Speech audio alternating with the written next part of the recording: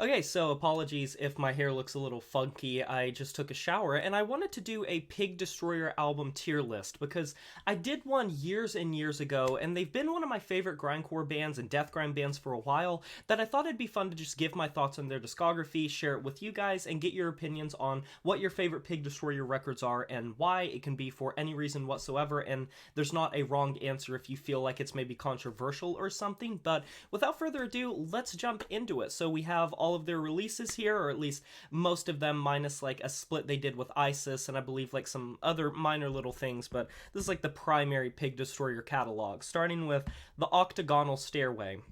Now, I should also point out, I don't think that any Pig Destroyer record is inherently horrible or unlistenable. I think they are one of the more consistent grindcore bands of the 2000s and 2010s to make material, and I think if you're stepping into one of their records, chances are you're going to get a pretty good release that is worth your time and better than a whole host of other grindcore records that would release that year.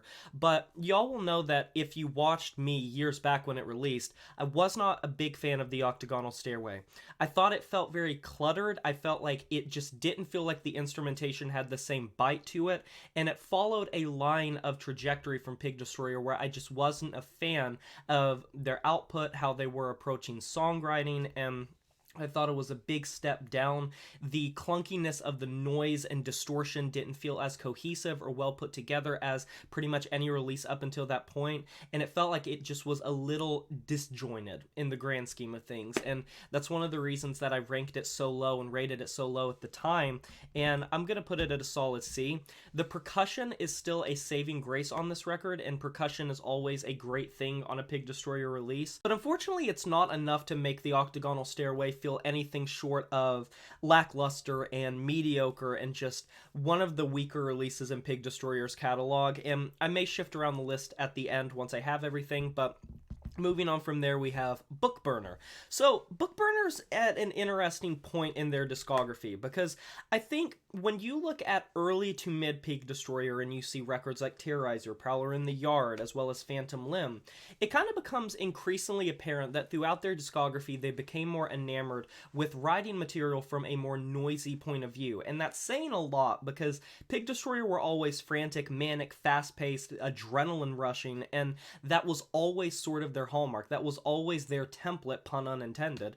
But I think Bookburner sort of embodied some of the weaker transformative periods of their sound where they took this noise, they took this distortion, and it felt very engineered and mechanical. And one way I compare it is like to a lesser Analna Thrak, where it is very mechanical and engineered sounding, and it doesn't really sound fake or unorganic, but it definitely does ring out in sometimes an ear-scraping and unpleasant way, and not in a pleasurable way like Pig Destroyer's other releases, because they are very extreme and very over the top. But with that being said, I think Bookburner is one of the weaker releases from Pig Destroyer. I think it's just a flat B, because it still has a lot of the greatest moments of their discography and carries and bears the torch for a lot of those great ideas, but unfortunately I do think it is one of the weaker releases from them. Moving on from there, we have Prowler in the Yard. Now, in my personal opinion, I think that there are two Pig Destroyer releases that stand shoulders and shoulders above the rest. Prowler in the Yard, absolutely S tier, that is one of them.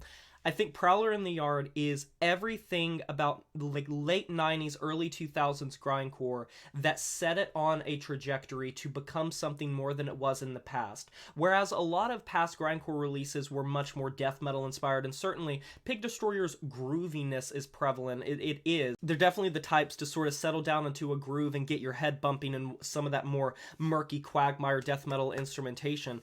But Prowler in the Yard takes the shrieks and the shrillness and the brittleness of grindcore entering in the 2000s, which was super important considering that was around the time Napalm Death were experimenting more with death metal, and you were seeing a lot of grindcore bands that were once fantastic either falling away, fading into irrelevancy, disbanding as bands, and it's sort of that discordance axis, fast-paced, shrill style that I love from 2000s grindcore music.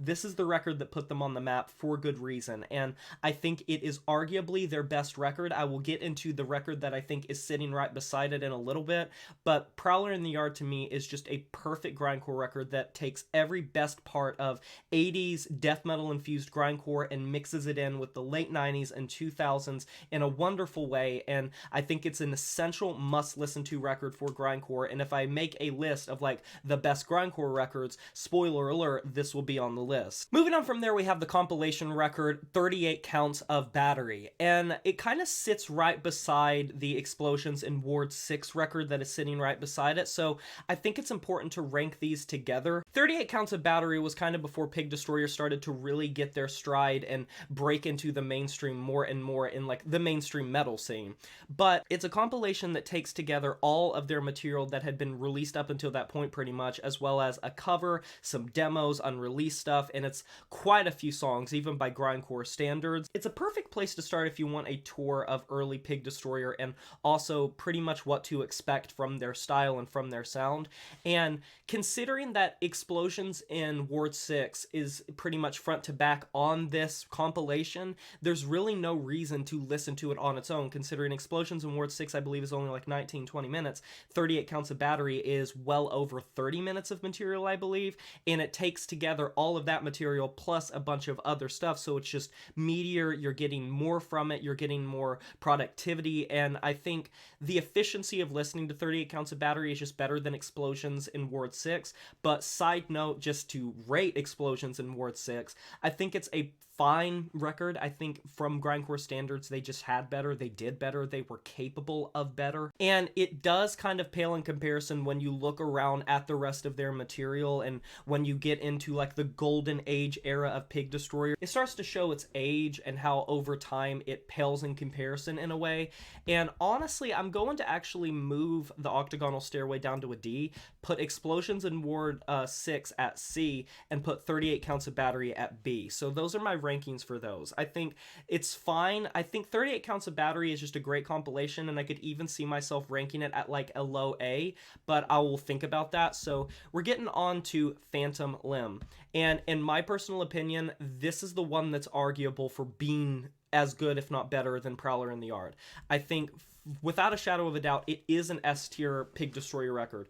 I think it's the best fleshed out style of their idiosyncrasies when it comes to grindcore. It takes all of the death metal grooviness and technicality, the fast playing, the franticness, the vocals, the production and mix here is incredible, and I just love the incorporations of noise and distortion, how it's approached, and I think it's all of the best qualities of what you were getting on like Prowler in the Yard and just takes it to the next level. And I think this sitting in their discography would probably be the record that I would suggest to someone if they wanted to get into Pig Destroyer. And you might wonder, why wouldn't it be Prowler in the Yard?